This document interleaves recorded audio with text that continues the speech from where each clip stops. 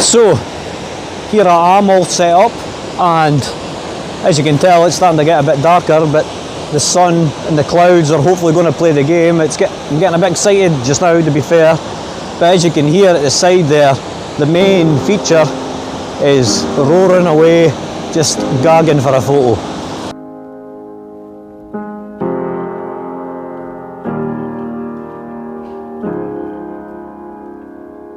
What I always wanted, I could never have it. Gone before I grabbed it, over before it started. No, I could never have it.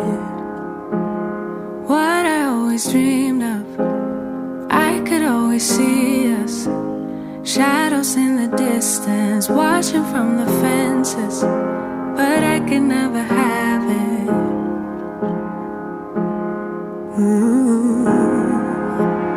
Now the space between us laughs at all our hopes and dreams was. I have fallen from my beliefs. My time stands still while you're dancing in the darkness. You think we should go our separate ways, but I think you're worth the wait, worth the wait, worth the wait, worth the wait, worth the wait. I think you're worth the wait. It's 3 o'clock just now, so I've got 3 hours until sunset, so I am hoping that this works in fine, and it might be one of these trips that I'm at the right place at the right time. But with the flow of water, it's intriguing. The waterfall's further down there yet. So guys, can you hear the roar of the waterfall? You can see it behind me there, and it is looking beautiful. I've obviously got to be very careful here because it's just like a 1,000-foot drop. But I've got a composition, and the light is playing the game, so I'm hoping that, well, I kind of know because I've set my camera up, but this looks like it's going to be a beautiful, stunning image.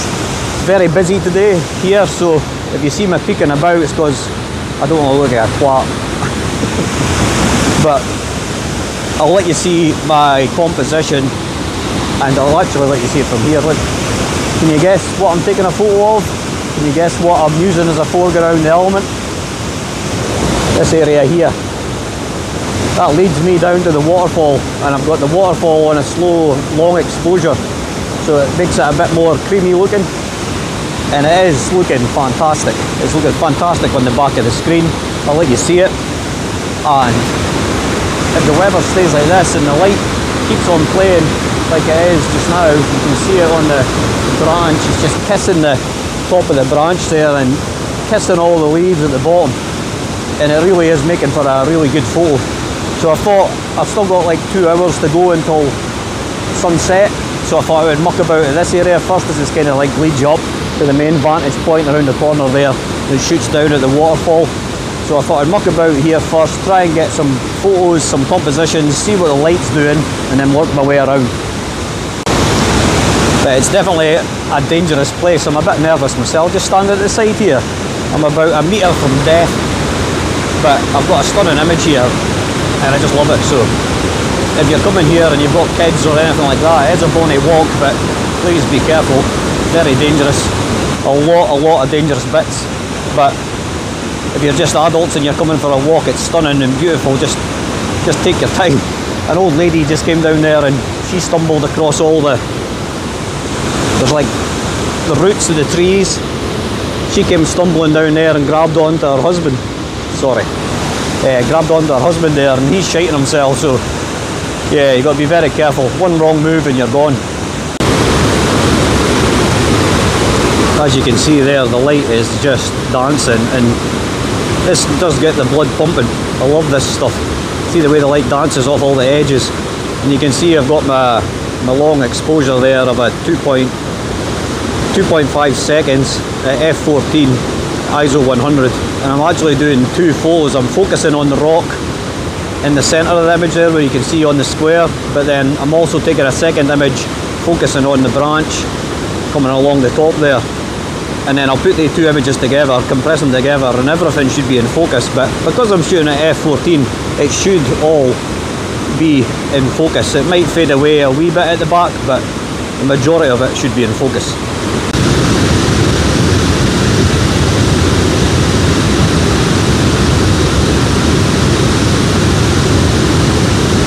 I have a cracking photo just in this location alone. The first stop on the route around to get the vantage point looking back west. Hopefully get the sunset.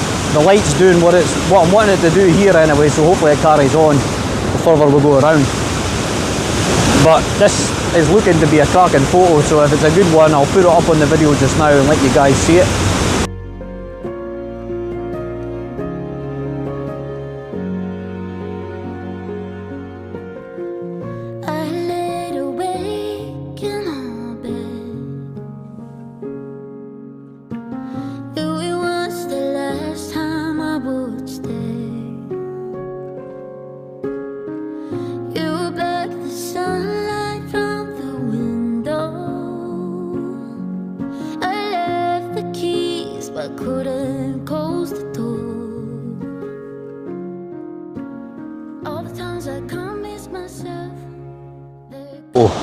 So as you can see, wee Jimmy there's all set up, and I'm going to talk you through what I've got to do here, because it's not just as simple as taking an image.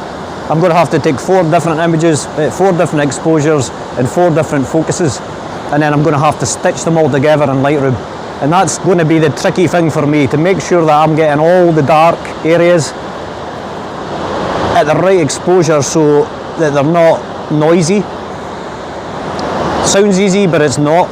A lot of tinkering about, and also with my shutter speed, I need that controlled to get the nice smooth water. So if you've never been to Rariki Lynn before,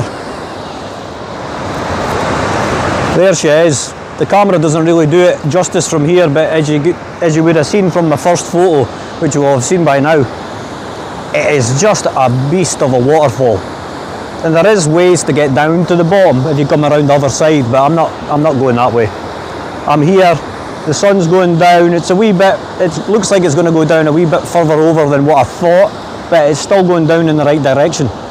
So I'm taking photos constantly the whole time I'm here, just getting different light situations. But I'm hoping as soon as that goes down over the horizon, it's going to ping up these magentas that I'm desperate for to get at the top of this picture. And because I've got a catalogue now of exposures on different areas, I've got a lot to play with. It's not just a case of taking one photo and then you can do everything with that one photo, especially when there's so much contrast going on with all the different light areas. You've got your sky, which you'll burn out if you're in focus, if you're in exposing for the rocks down at the bottom. The sky will just be a white mess. So that's how you have to do these different exposures and different focuses. It's called stacking. Yeah, I'm excited. I don't know if it's with the white noise off of the waterfall, but I can feel the energy of it all, and it's getting to the exciting point. It's getting to the point of what I came here for. I came here for the sky and the waterfall. The waterfall's the main bit, but if I get the sky, it's just going to make this picture incredible. But where would you rather? Would you rather be sitting in the house watching shite on the telly, or would you rather be here listening to everything that you can hear out in the countryside? Look, the river's turning gold at the top there. I need to stop yapping and start taking photos. But yeah, where would you rather be? So while I'm waiting for the sun to go down and do its thing and magically light up the sky, just taking a sit back, and I've just been sitting listening to everything that's going on around, because the waterfall's such a major player in this area. The noise of it, the white noise that comes from it, it is relaxing. But I've got birds tweeting all around me, and I've got the sun going down, and I've got trees that are coming to life. I've got trees that are half dead. I've got the steam coming up, the mist coming off of the waterfall. I've got that wooden bridge away in front of me that I'm looking at through branches. and it is just so picturesque. And for anybody to not enjoy being out in the countryside, or to not go out in the countryside, I know there's some people that can't go out in the countryside, but I know there's some people that just choose not to. And I just can't understand that, because sitting here for the last half hour, taking in all the noises and all the beauty, there's a romance about it. And I don't know if it's because it's Scotland, because you get bonny places like this all over the world, but it just seems to be something a bit more romantic about it. It's kind of breathtaking and inspiring and all those kind of things. And that's what I like about photography. It's just sitting back, waiting for something to happen instead of forcing it. I mean, the waterfall here is the major focal point, but there is other stuff to take photos of. So you don't want to blinker yourself just to zoning in on that, because the whole area is beautiful.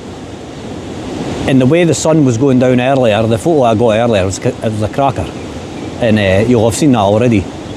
And I feel sorry for the people that can't make it out to these places, and that's maybe one of the reasons why I do these videos, is because not everybody can get out, not everybody can see these places, or maybe they used to be able to come and see these places but they can't now.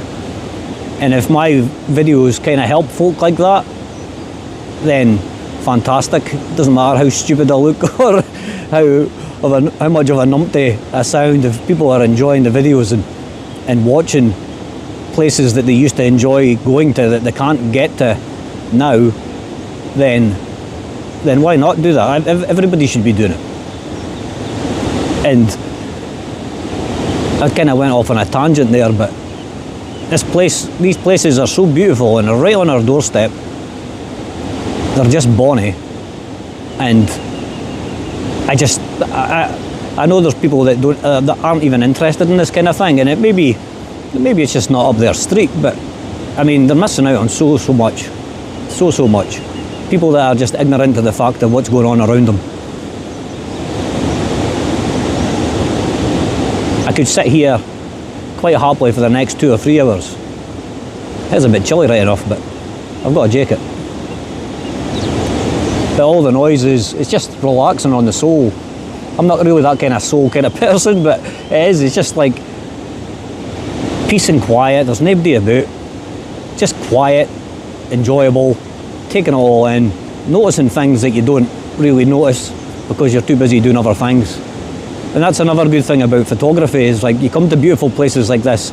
Say you are out for a walk and you come to a beautiful place like this and you're visiting from another country or something like that. And you come to these places and you're looking and you're taking it in and your brain's scanning everything that's going on, and you're forcing your brain to remember how beautiful it is. But as soon as you turn away from that image, from what you're seeing, everything that you think of that image is just a fabrication of what your brain's trying to remember. It's not the true story of what you've seen. And that's the important thing about photography. It's just, you can capture that split second. It doesn't matter if it's landscape photography or family portraits. If there's something beautiful that you want to take photos of, that's the joy of, if there's something beautiful that you're wanting to remember, that's the joy of photography. You can capture that, a split second, and you can keep that for life, and you can look back at it and see it exactly the way it was, instead of trying to recall a memory. And that's, yeah, I'm maybe getting a wee bit deep about it, but that's the way I see it. You capture that moment, you can remember it. If you can capture the elements, you'll remember it by looking at it on your wall or anywhere, and you're not forcing that memory to come back. And these places in Scotland, they're just absolutely beautiful, stunning. So if you've never been to Ricky Lynn before, I would get your arse out here, because it is beautiful. Yeah, stunning.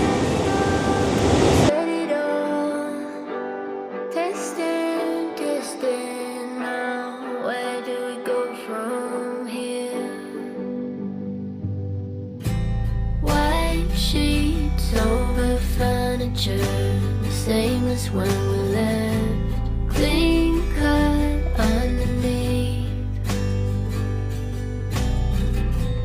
light muslin and canvas, till song was coming back.